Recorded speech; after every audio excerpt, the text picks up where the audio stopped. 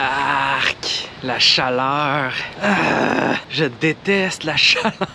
La sueur qui te coule d'en face, les vêtements qui te collent dans le dos.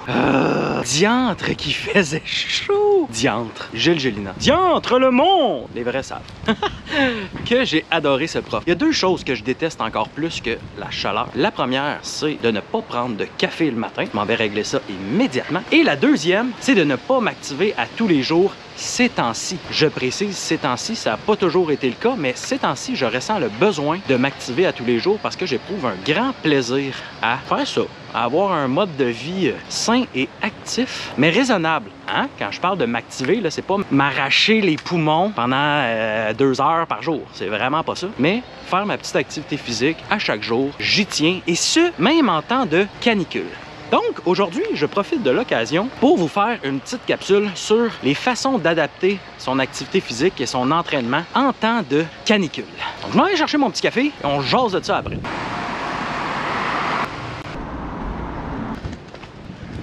Bonjour tout le monde et bienvenue à cette capsule, le temps d'un smoothie, où je n'ai à peu près jamais de smoothie.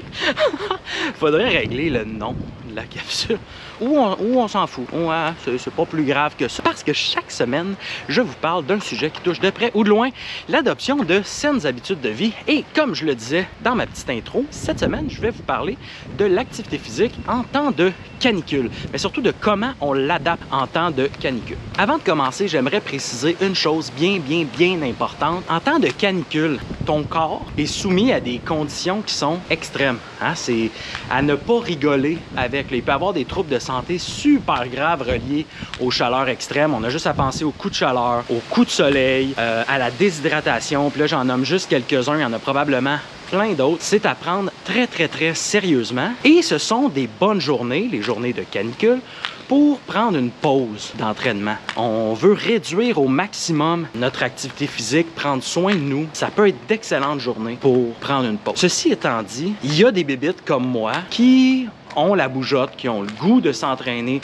quand même, qui ont le goût de s'activer quand même. Et lorsqu'on le fait, il faut le faire de façon prudente, puis il faut le faire de façon sérieuse. C'est vraiment, je le répète, pas le temps de jouer les braves, puis de penser qu'on va faire nos meilleures performances dans ces temps extrêmes-là. D'ailleurs, le premier élément qu'on peut adapter en temps de canicule, c'est justement les attentes. Les attentes qu'on a envers notre activation physique de la journée, notre entraînement de la journée. On ne peut pas penser qu'on va faire nos meilleures performances. On ne peut pas penser qu'on va faire le meilleur entraînement de l'année. On ne peut pas penser qu'on va avoir la même intensité. C'est pas le temps de faire ces gros entraînements d'intervalle.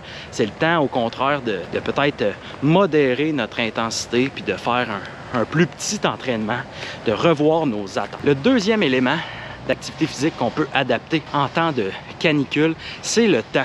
Puis ça, je séparerais ça là, en deux volets. D'abord, le temps comme étant le temps comme étant le temps de la journée. C'est mêlant. Le temps comme étant le temps de la journée où tu t'actives. C'est pas le moment de s'activer en milieu de journée avec les grosses chaleurs. On veut prioriser soit le matin ou le soir. Puis même, je dirais qu'il y a une petite longueur d'avance sur le matin parce que on a toute la fraîche de la nuit qui est encore présente. Deuxième volet, lorsqu'on pense au temps, c'est le temps d'activation. Dans mon premier élément, je parlais d'adapter ses attentes en fonction de l'intensité, mais il faut aussi adapter nos attentes en fonction du temps, hein, de la durée de notre effort. C'est pas le moment de faire son plus long jog à vie ou sa plus longue ride de vélo de l'année en temps de canicule.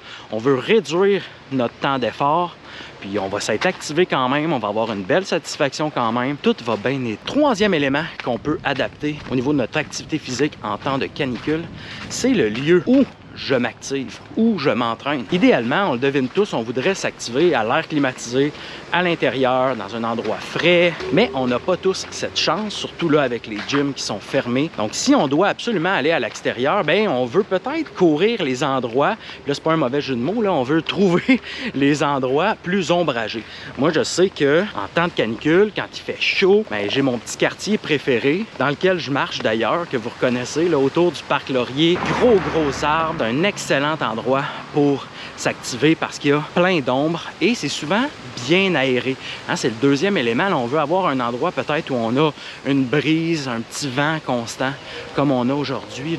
C'est C'est assez bien, merci. Mon quatrième point concerne l'hydratation. C'est un des points d'adaptation essentiel en temps de canicule. On le sait, le corps est composé d'un pourcentage très élevé d'eau. C'est un élément qui est plus qu'essentiel au bon fonctionnement de notre corps en temps d'activité physique comme en temps normal, mais en temps de canicule, ça devient un élément qui est très important parce qu'on perd des grandes quantités d'eau, surtout quand on s'active. Donc, on veut bien hydrater notre corps avant l'effort. On veut assurer une hydratation régulière avec des petites quantités d'eau quelques heures avant notre sortie aux chaleurs extrêmes. Pour ce qui est de l'hydratation pendant l'effort, bien, on veut avoir notre équipement d'hydratation avec nous, surtout si on fait une sortie de course ou de vélo ou de sport d'endurance qui va durer plus de 20 minutes.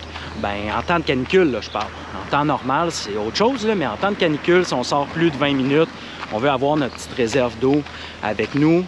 Pas pour en boire tout le temps, mais pour s'assurer une hydratation régulière pendant notre effort. Cinquième et dernier élément d'adaptation quand on fait de l'activité physique en temps de canicule, c'est l'équipement.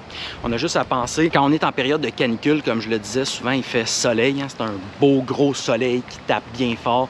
Donc on veut avoir des vêtements peut-être un peu plus clairs, qui vont moins emmagasiner la chaleur, des vêtements un petit peu plus amples aussi, pour nous laisser respirer, pour laisser la peau puis le corps faire son travail là, de sortir la chaleur. Et bien évidemment, on veut avoir appliqué notre écran solaire avant notre activité physique. Salut, ça va bien? Ouais. Donc, c'est ce qui conclut nos 5 éléments d'adaptation. Vous avez remarqué, je ne suis pas rentré dans les gros détails techniques. Hein. J'aurais pu rentrer, là, surtout en termes d'hydratation. Il y a un paquet d'études qui nous donnent des protocoles.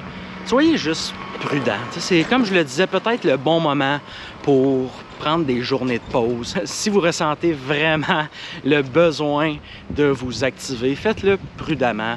Faites-le en respectant les petits points, dans le fond, que je vous ai dit. On adapte nos attentes, le temps, le lieu, notre hydratation et notre équipement, puis tout va bien été. Là-dessus, tout le monde, je vous souhaite une merveilleuse semaine. Une semaine peut-être un petit peu plus fraîche, peut-être un petit peu plus riche en activité physique. Pour les élèves du collège, je vous rappelle que cette semaine, comme devoir, on fait un petit peu spécial, puis vous avez la chance d'influencer vos cours d'éduc. Qu'est-ce qu'ils vont avoir l'air l'an prochain? Un volet des cours d'éduc. Pas tous les cours d'éduc, mais allez voir votre classroom. C'est une belle occasion qu'on vous offre. Ce serait de valeur de passer à côté de ça. Alors, ben c'est ça. Je vous souhaite une bien bonne semaine. Bye bye.